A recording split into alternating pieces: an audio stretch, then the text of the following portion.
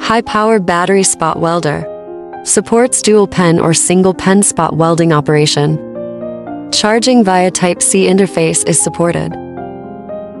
The bottom can accommodate positive and negative electrode spot welding pens. Dual pen connection. Connect the red spot welding pen to the positive pole. Connect the black spot welding pen to the negative pole. Dual pen connection completed. When connecting with a single pen, remove the red spot welding pen. Single pen connection completed.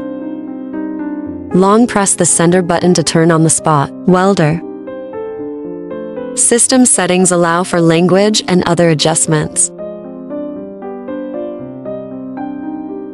The main interface allows selection of low, medium, or high settings. If customization is needed, parameters can be modified below. Select an appropriate gear. Align the battery cell terminals with the spot welding seat. Align the battery leads with the battery cell terminals.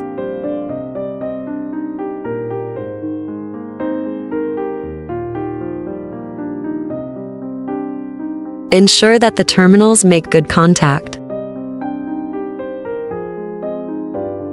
Complete spot welding step by step.